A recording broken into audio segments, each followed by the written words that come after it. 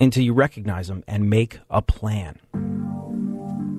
There are risks and costs to a program of action, but they are far less than the long-range risks and costs of comfortable inaction. John F. Kennedy.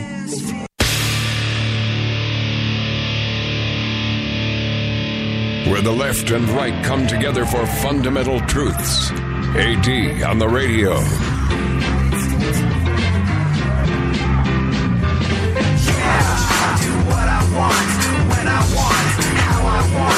Every day you're going and working, running that rat race and that pace and that place will leave a bad taste for anyone, everyone working day after day. So buddy, I gotta say, for you, there's gotta be a better way, yeah. And you do what they told ya, company man, feel it, a mindless little soldier. How can you live like that and maintain your composure before it's begun? Your life's already freaking over, yeah. So yesterday we touched on this just a little bit, and someone was really kicking off as we were getting ready to get out of here. I figured it was, well, it's an important time to dig into something like this. When this sort of thing becomes more topical is usually in the wake of a tragedy. And sadly, in the wake of the tragedy, what usually happens in the wake of a tragedy that involves any kind of mass shooting is that before the blood is dry, there's people politically posturing on either side of the fence, and that's disgusting. But it does open things up for a certain amount of dialogue, a certain amount of frank and honest conversation about, hey, is a bunch of people getting gunned down a problem? Yeah, it is. What, if anything, can we do about it? Without taking any pro or anti-gun lobby stance, what can we do about that? And is gun control related? There's this idea that, historically, if you look back, you're going to see that as gun control has increased, so have the numbers of mass shootings.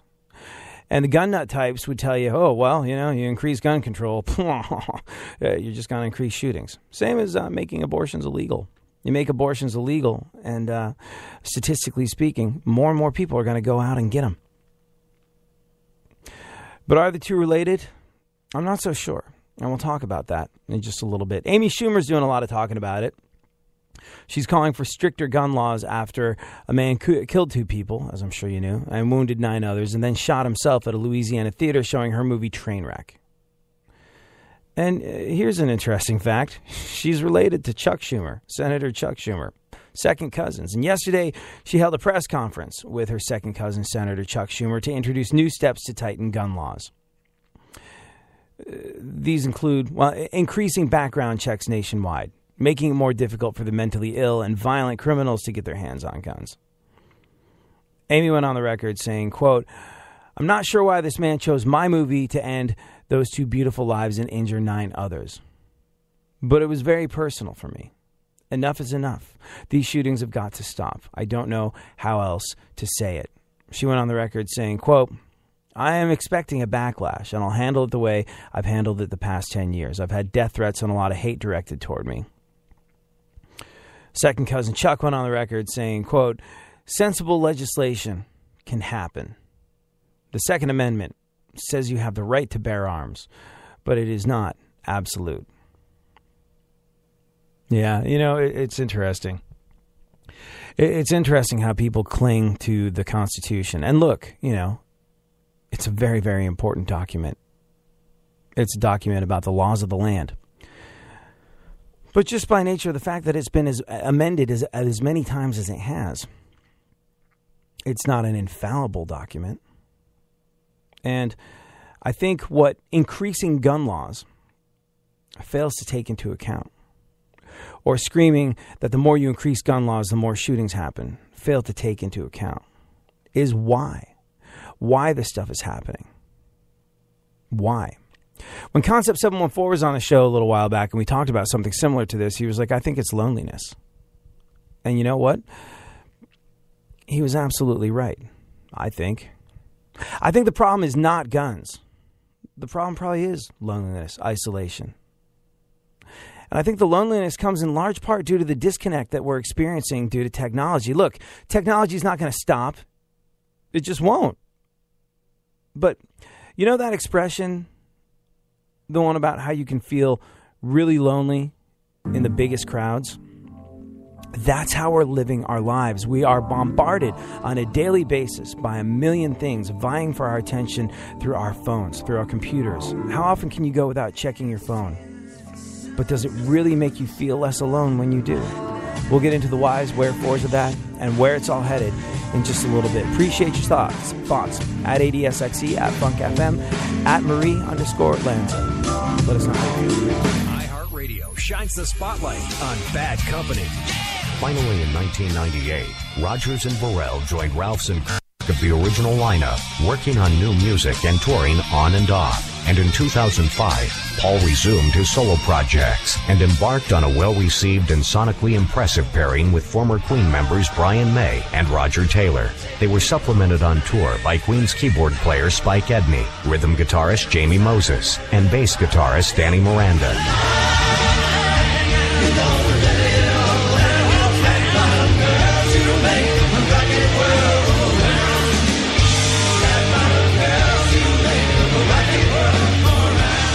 Impressive indeed, but this was always known to be a temporary gig. Bad Company celebrated their 40th anniversary in 2013 with yet another tour, and they will always be known as one of the greatest rock bands ever. Keep listening to iHeartRadio for more Bad Company and all your favorite artists. And now, the iHeartRadio Weekend Sports Time Capsule. Way back in 1949, the Basketball Association of America and the National Basketball League merged to form the National Basketball Association, otherwise known as the NBA. This week in 1966, the boxer formerly known as Cassius Clay, you may know him as Muhammad Ali, KO's Brian London in the third round for the heavyweight boxing title. In 1973, Atlanta Braves knuckleballer Phil Niekro no-hits the San Diego Padres. And in the same week in 1975, the first NFL game is played in the Louisiana Superdome. Houston beats the Saints 13-7. This week in sports in 1984, Carl Lewis wins his second of 4 gold medals in the long jump in the Summer Olympics. And in 2010, legendary receiver Jerry Rice is inducted into the Pro Football Hall of Fame. That's your iHeartRadio Weekend Sports Time Capsule.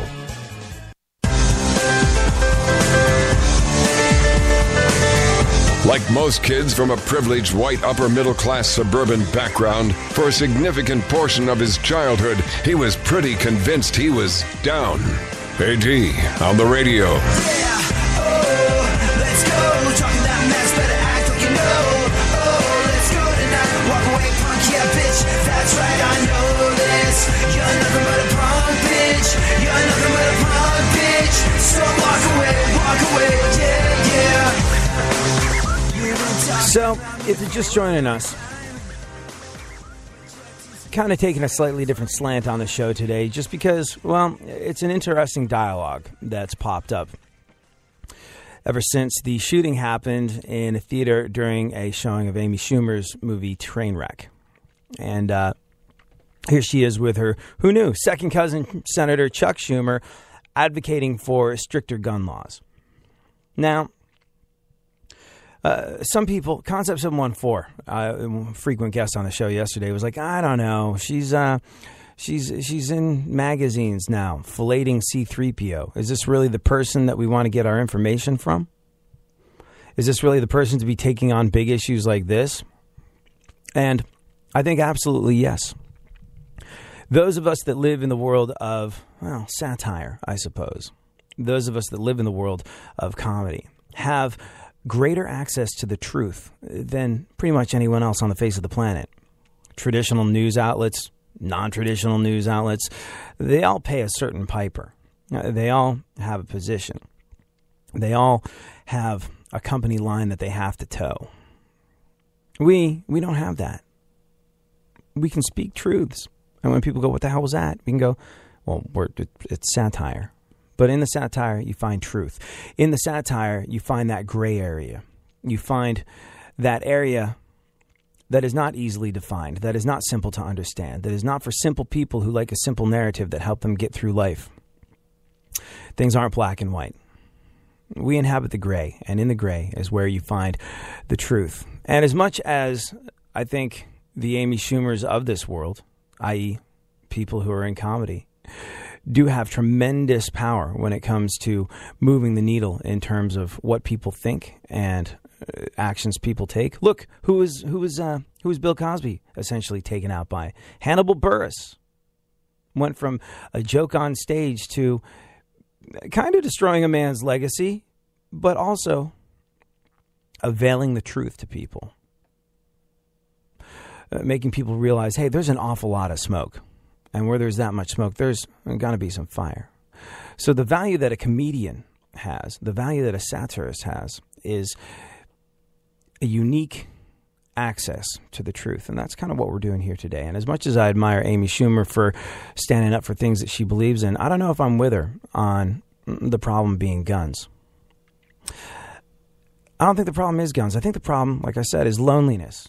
I think that loneliness comes in large part due to the disconnect that we're experiencing due to the technology that's rapidly ruling our lives. It's that expression like we were talking about before. You feel loneliest in the biggest crowds sometimes. Digital, your phone, the things that you're constantly connected to, that's the biggest crowd. And people are feeling progressively more and more lonely. We're bombarded on a daily basis by millions of things vying for our attention through our phones and our computers. How often can you go without checking your phone? Probably not that long. I remember I was one of the last people I knew to get a smartphone. Why? Because I didn't want to be connected at all times. People would be like, hey, did you get that email? I just sent it to you. I would say, no, I'm out. And they would say, well, don't you have your email synced to your phone? And I refused. I was like, no.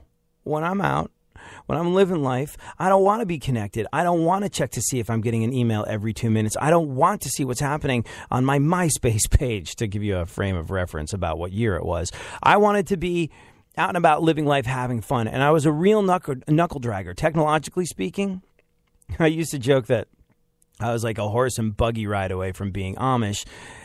But that was on purpose. That was by design. I held out for as long as I possibly could.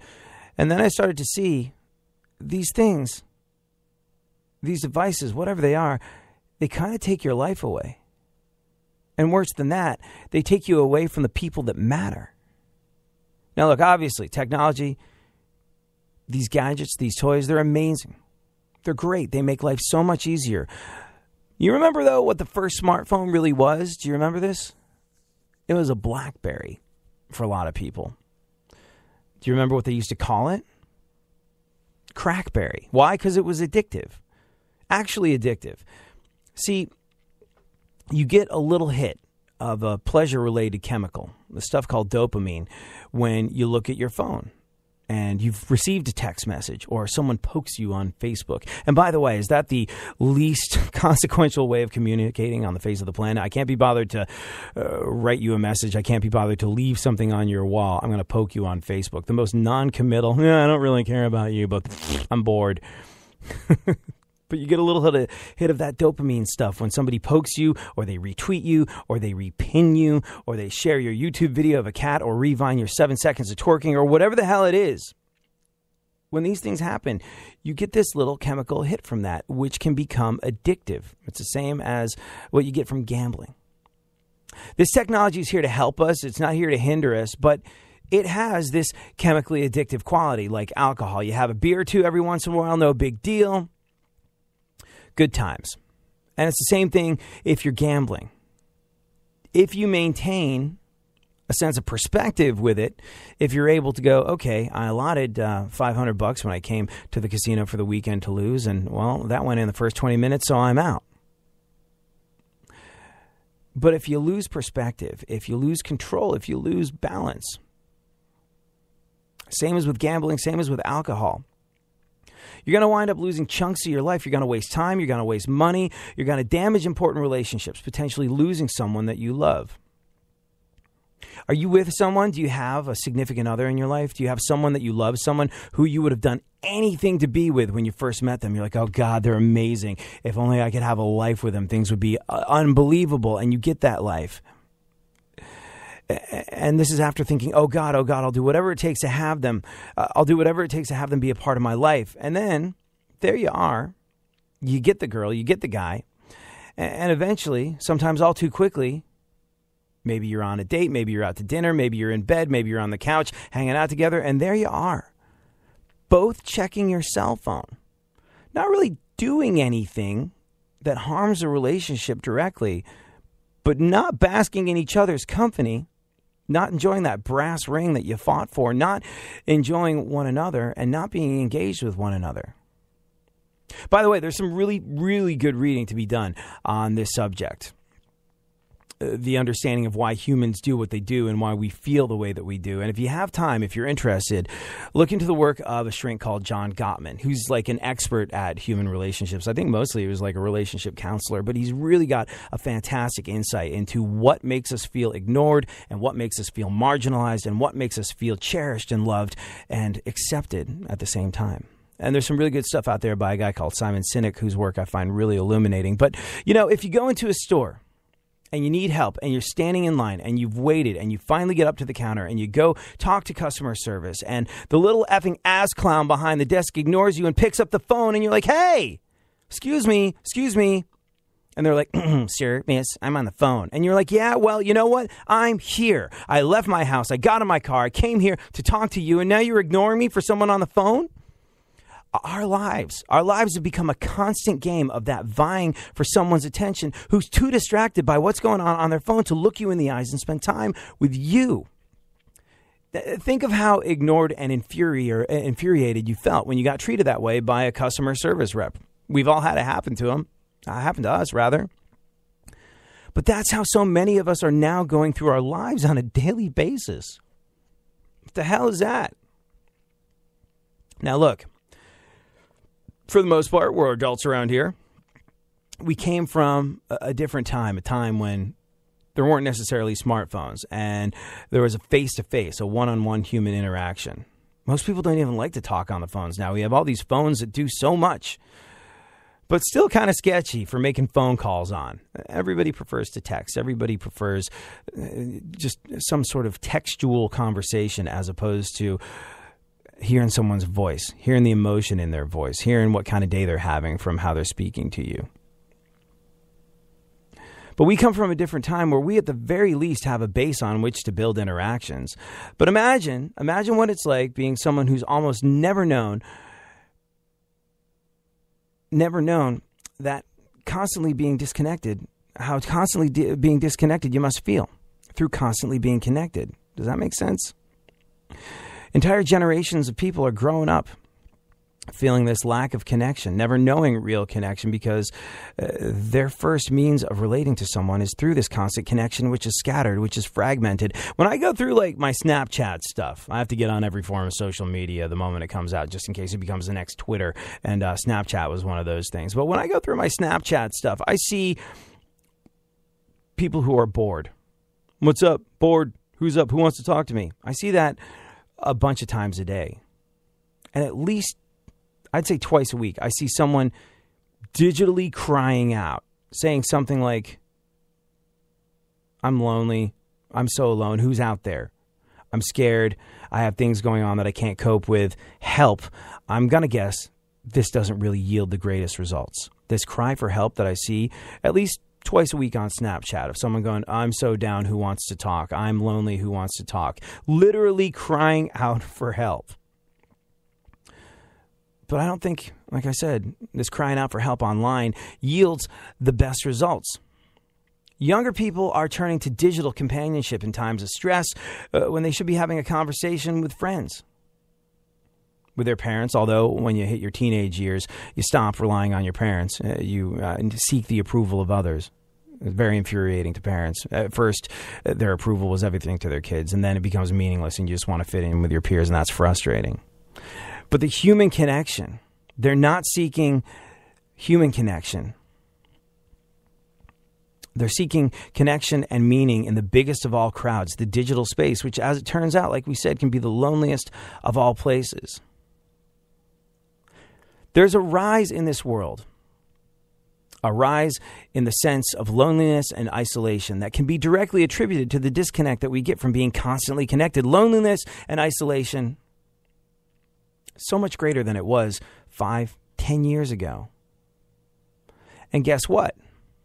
Loneliness and isolation, that sense of being alone, that sense of wanting to cry out for help, that sense of wanting to be noticed, that sense of wanting to be validated or appreciated, that sense of not having these things.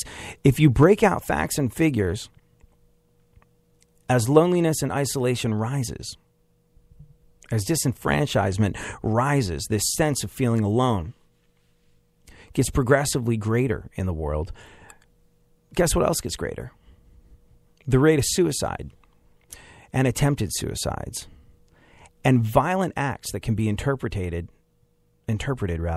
as a need to be heard. School shootings. Horrific. One of the main reasons we call and clamor for gun control. That kid never would have shot up his school if his father hadn't had a gun in the house. But let's look at gun control and its relationship to school shootings. In the 1960s, when there essentially was no gun control, when a kid could essentially go into a Woolworths and be like, I'll take a cherry phosphate, a comic book, and that 22 over there. There was no background check. There was no gun control in the 60s. A kid had a way easier time getting a hold of a gun than they do now. In the 1960s, do you know how many school shootings there were? There was one. One throughout the entire decade of the 60s. Fast forward a generation, in the 1980s, there were 27. You fast forward to the 1990s, 58. From the 60s to the 90s, the incidences of school shootings up by 58 times. 5,800%, I think, if I'm getting my stats right. So that was the 90s. What about more recently? In the last 10 years, all the while, gun control measures increasing. In the last 10 years, there have been over 120 school shootings. As gun control measures have gone up, as we've gotten more gun control, we've gotten more of these incidences. Now, the gun nuts are going to tell you there's a relationship between these two things, but I don't think there is. We'll get into why shortly. I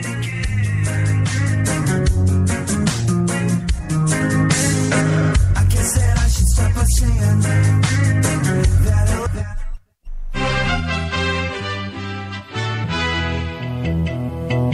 USA Headline News. I'm Kelly Sloan. President Obama will give a speech today at American University about the Iran nuclear deal. He is claiming the only alternative is war. He says this vote is the most important since the authorization of the Iraq War. Aides say the president's address will call that vote the most consequential for U.S. foreign policy since lawmakers voted to authorize President George W. Bush to go to war in Iraq.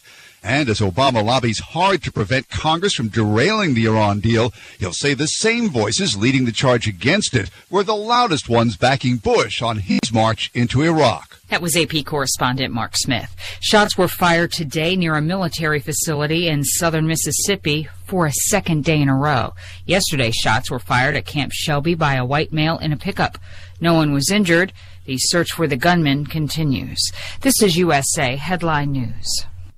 Do you have federal student loans? Would you like to lower your student loan payments or possibly have a portion of your loans forgiven? If you owe $10,000 or more, you may qualify for the government's income-based program, which means you could pay as little as $5 per month. If you're behind, late, or even if you're in default on your federal student loans, we can help consolidate your student loans into one affordable monthly payment and cut your payments right away. Federal Student Loan Services provides student loan relief, getting you relief from your federal student loans fast. If you owe $10,000 or more on your student loan, call our established student aid toll-free assistance line right now at 800-669-0290. Once qualified, we can fix your student loan problems guaranteed, and there is no credit check. Call 800-669-0290, 800-669-0290 now. We've helped thousands of people just like you fix their student loans. Our specialists are waiting for your call.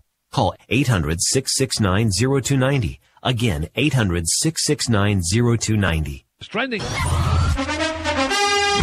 This update is brought to you by TrueCar. Find the new car you want, see what others paid, and lock in guaranteed savings from TrueCar certified dealers. Save time, save money, and never overpay. Download the TrueCar app today. In the NFL, Houston Texans running back Arian Foster suffered a serious groin injury in training camp on Monday. The Houston Chronicles reporting that the injury will require surgery, and Foster could miss at least half of the upcoming regular season. In baseball games of note, the Mets make it 5 straight wins with a 5-1 win over the Marlins. The Nationals snapped their 4-game losing skid, beating the Diamondbacks 5-4, but Washington is still a game back in New York in the NL East race. The Cubs won their 6th straight, shutting out the Pirates 5-0. That was a battle of the top 2 wildcard teams in the National League. Blue Jays beat the Twins 3-1. Toronto has won 6 of 7, and with that win, the Jays move past the Twins and into the second wildcard spot in the American League. Yankees roll over the Red Sox 13-3. Reds beat the Cardinals 3-2. I'm Eddie Garcia. We are Fox iHeartRadio puts the spotlight on The Police. The Police were formed in London in 1977 after the band Curved Air broke up, leaving drummer Stuart Copeland looking to put together his own group. Gordon Sumner, a.k.a. Sting, worked as a teacher and dug ditches, playing in jazz bands on the side. The two met at a jazz club and together with guitarist Henry Padavani formed the Progressive Trio. They played local clubs at first and released their debut single, Fall Out, later in 1977. After working with Andy Summers on a short-lived side band, Strontium 90, Sting and Copeland added him to the Police's lineup. Padavani left the band by the end of 1977, and the group became a trio again, with all 3 lasting through the band's history. Copeland's brother backed the group's first album, recorded on a tight budget without a manager or a record deal. However, after a label executive heard Roxanne, the Police signed a contract. Outlandish D'Amour was released in 1978 as their debut album and included Roxanne. It didn't become a hit in their native Britain until it was re-released in 1979, though they received lots of publicity when the song Can't Stand Losing You was banned from BBC Radio.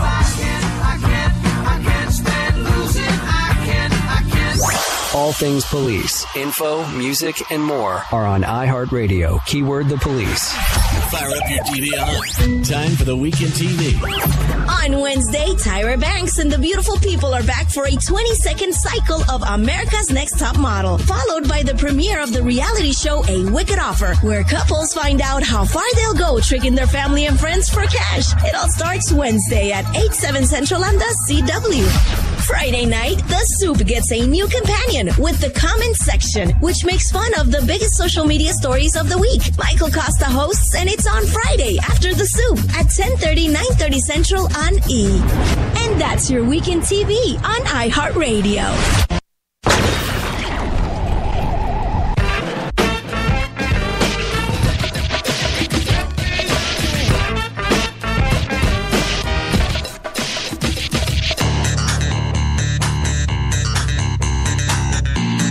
Now, more AD on the radio. Back once again, the ill behavior, delivering and giving you a musical savior. Back once again, it's your boy AD again. Nobody rock a party better than me. Back once again, the ill behavior, delivering and giving you a musical savior. Back once again, it's your boy AD again. Nobody rock a party better than me.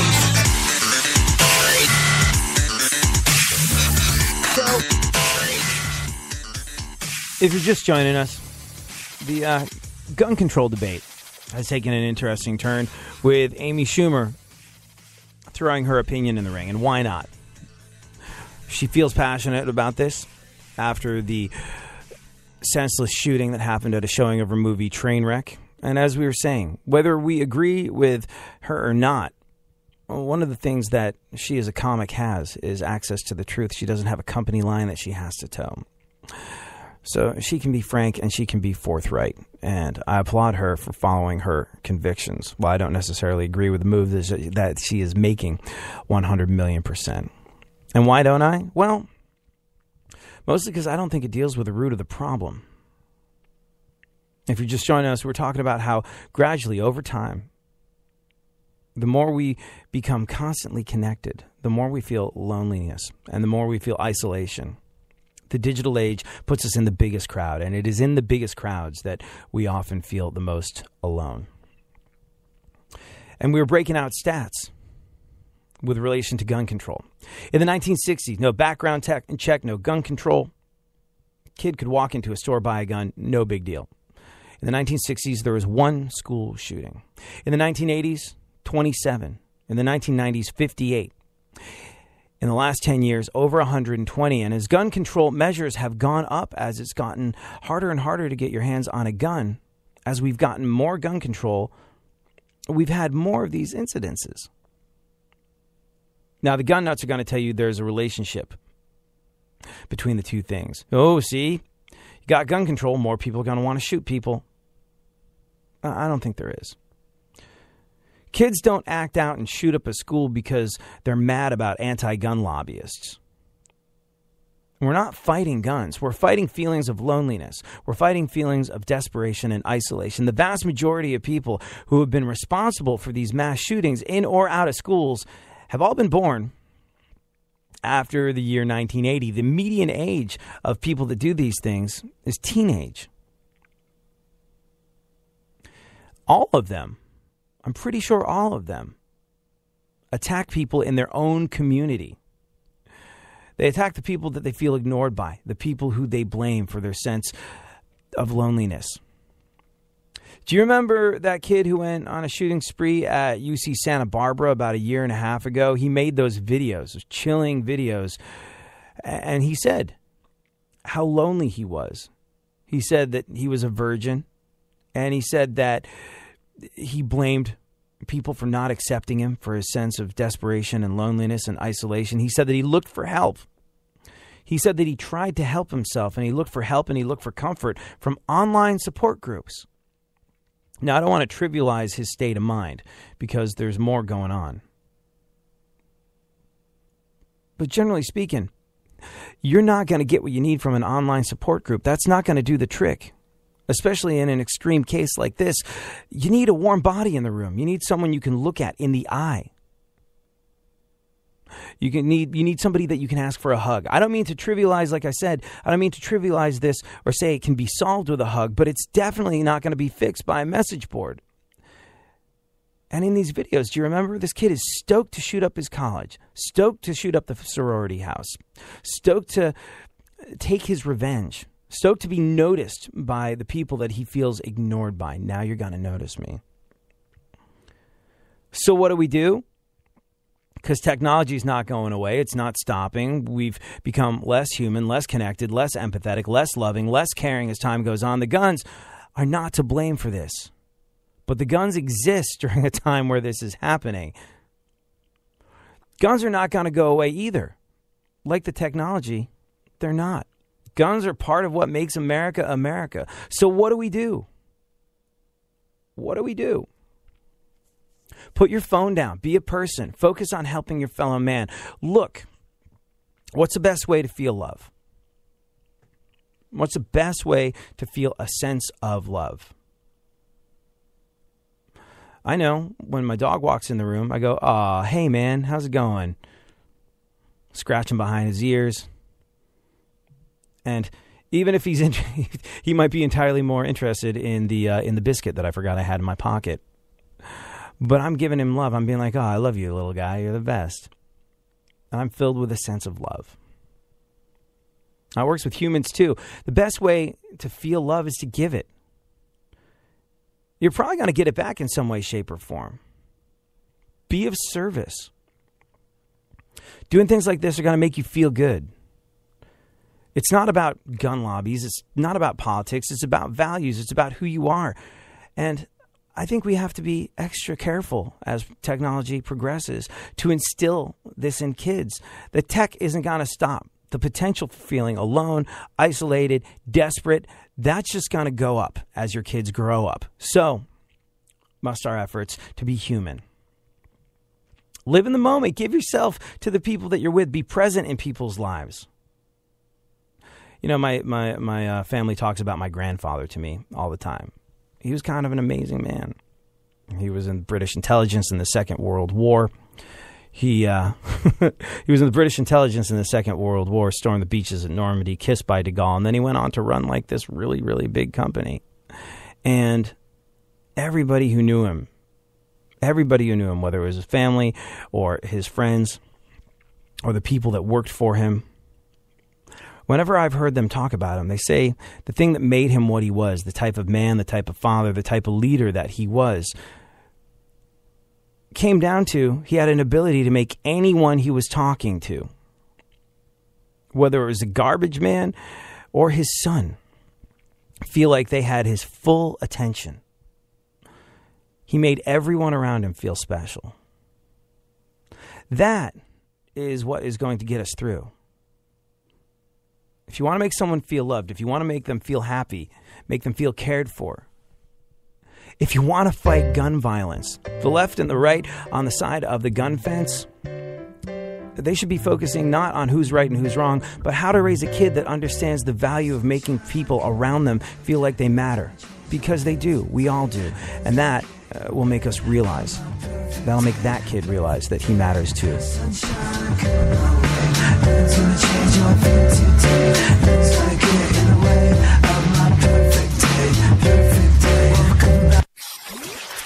iHeartRadio shines the spotlight on Queen.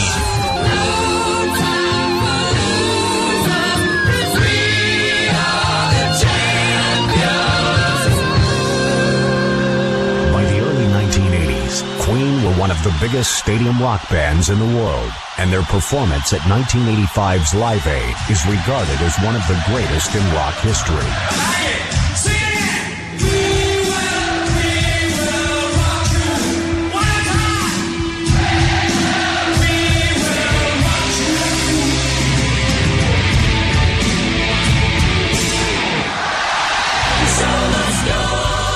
In November 1991, Mercury died of bronchopneumonia. Deacon retired in 1997. Since then, May and Taylor have been frequently performed together, including a collaboration with Paul Rodgers, which ended in May 2009. Queen released a total of 18 number one albums, 18 number one singles. Estimates of their album sales generally range from 200 to 300 million albums, making them one of the world's best-selling music artists. They received a Lifetime Achievement Award from the British phonographic industry in 1990 and were inducted into the Rock and Roll Hall of Fame in 2001. Keep listening to iHeartRadio for more Queen coming up. In 1977, an 8-year-old boy picked up the game of golf from his father. The odds of that same boy winning the US Open twice, 1 in 1.2 billion. The odds of him having a child diagnosed with autism, 1 in 110. Ernie Els encourages you to learn the signs of autism at autismspeaks.org. Brought to you by Autism Speaks and the Ad Council. Now, someone who everybody wants to punch in the face. AD on the radio.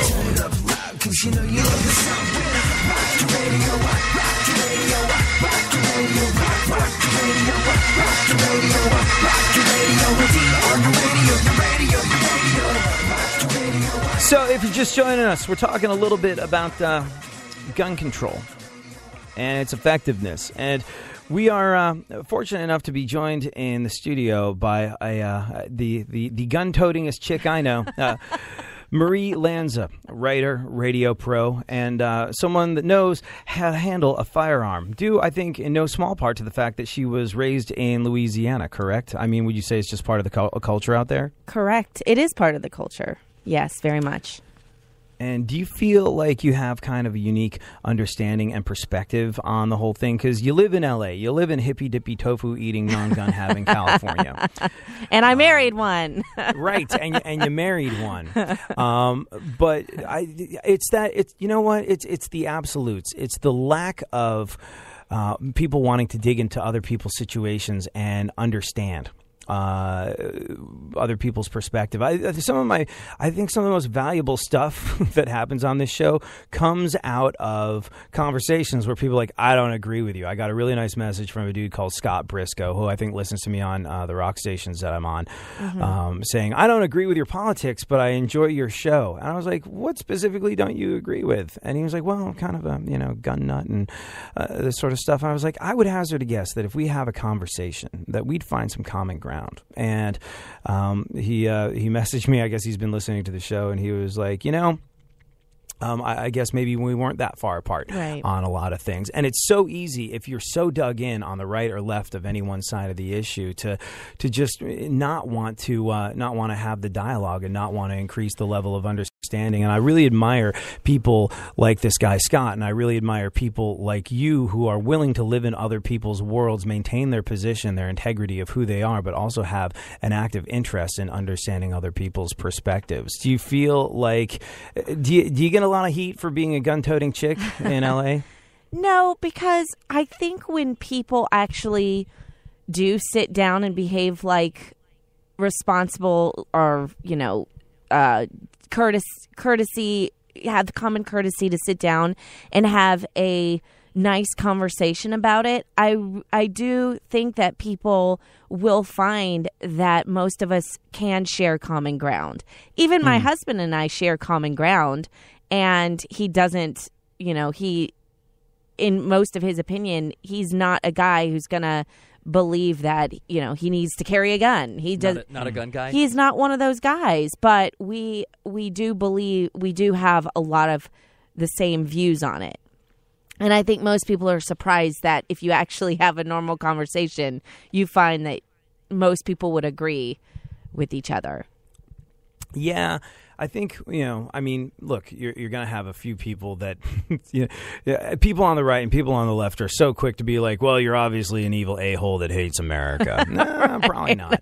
There are evil a-holes that hate America out there, but here's the thing. For the vast majority of us, we all want the same stuff. What do we want? We want, you just had a kid. I bet that's paramount in your mind. And what's very interesting is how you talked about this. You said you hadn't had a gun in a little while. And I find that one of two things happens when gun-having people have a kid. They either go, "Oh, I don't want a gun in the house with a kid," or they go, "I've got something extra to protect. I'm going to start packing heat again." Yeah. And I think that's what you said. You're like, I haven't had a gun in a while, but now I've got a daughter.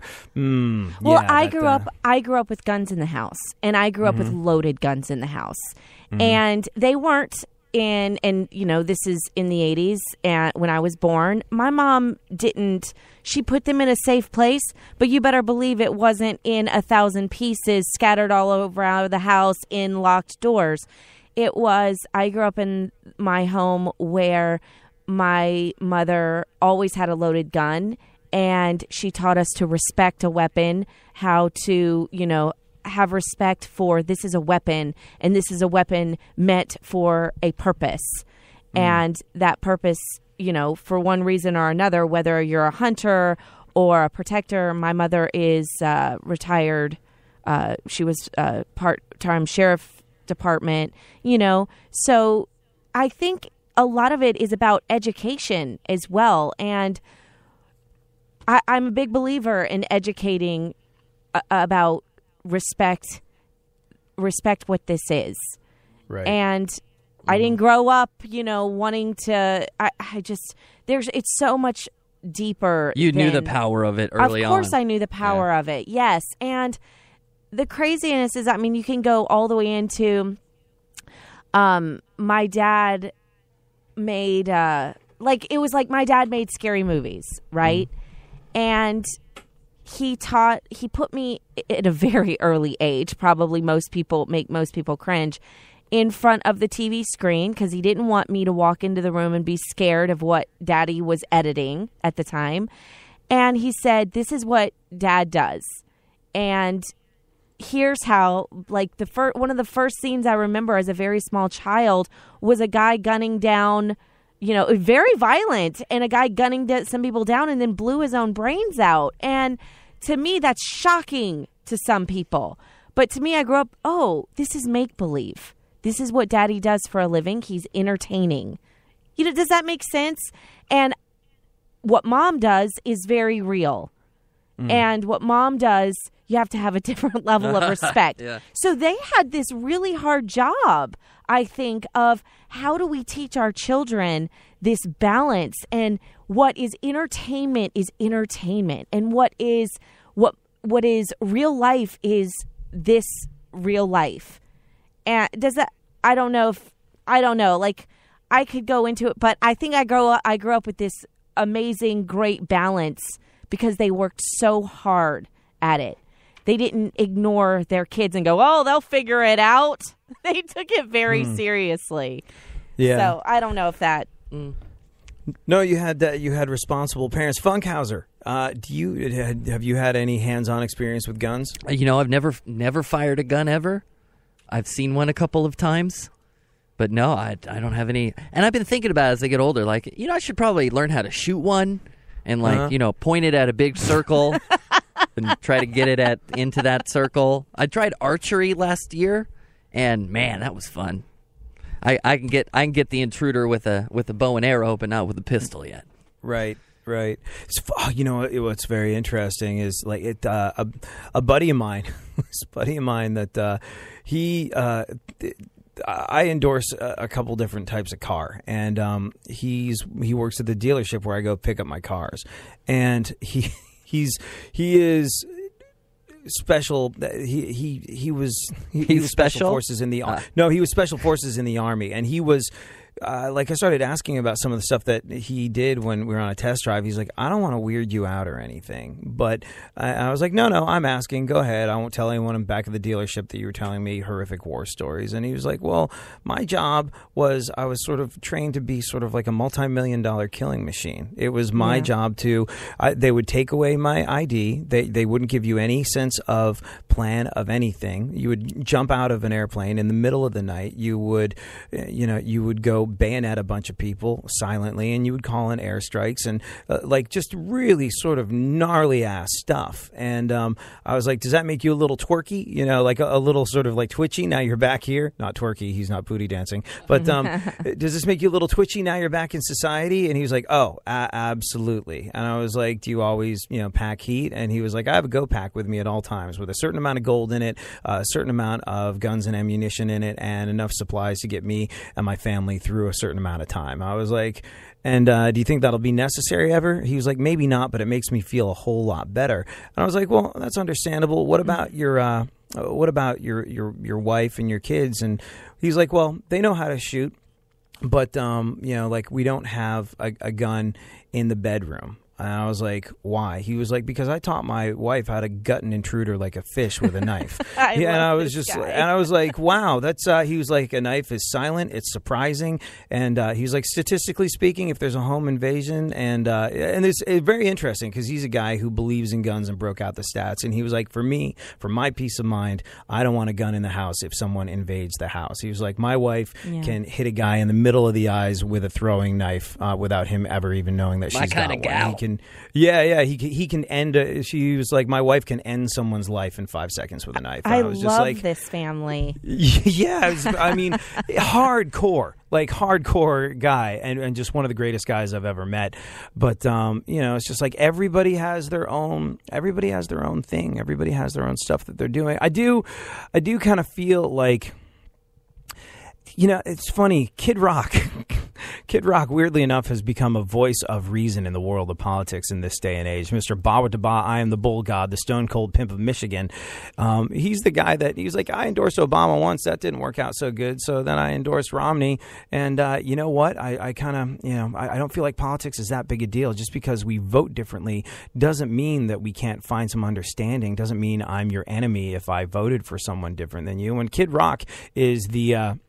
When Kid Rock is the guy that we're getting a sense of reason from in this world, politically speaking, it's time to put our analysts on danger money. But the interesting thing about that is he has very specific ideas about guns. He never leaves the house without one. He was like, you got to have one. You got to be ready to use it. That's just what I believe. And when people asked him about gun control, he was like, I do have friends that shouldn't have guns. He was like, it would be great if there was like sort of like a helpline where you could snitch on your friends, basically. And he was like, that's a whole gray area. But I have multiple friends that have guns. Some of them, I like the fact that they have guns. If we're hanging out together, this is the most responsible, salt of the earth guy that I know, and I'm stoked with. If someone's going to have a gun in my immediate company, I want it to be this guy. I want him to have his permit to carry, and I want to be around him in rough situations. It legitimately makes me feel better and protected.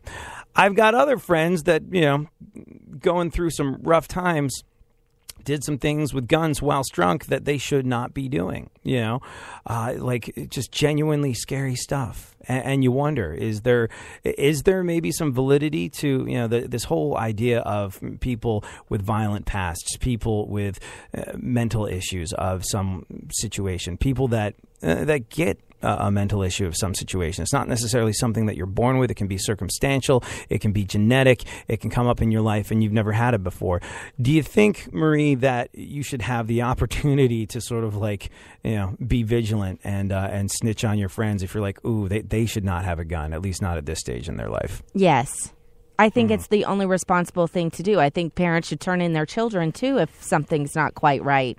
Whether or not they have guns or something, but be responsible and get the weapons out of the house. I just think people are so scared to, quote, invade someone else's life. Just do a little bit of a kind of what you would call a health check. Everything okay? Everything good? Yeah, no, and it's interesting, and it is, it is a gray area, and I was shocked to hear it. I was shocked to hear it suggested by Kid Rock, because basically this whole idea of snitch on your friends if you think they're toting guns and they shouldn't be. Well, that's distinctly un-American. That's sort of like KGB style tactics, but. Look, we live in a world where if you're like Marie, you've brought a new life into the world and you want to feel like that new life is as safe as possible. And should there be measures in place to allow you to provide for the safety of your child, that allow you to be vigilant and go, maybe this is not the best idea that this person is packing? Maybe. We're a long way off from it, but it's certainly something to think about. Thank you so much for hanging out. Thank you, Marie. Thank you, Funkhauser.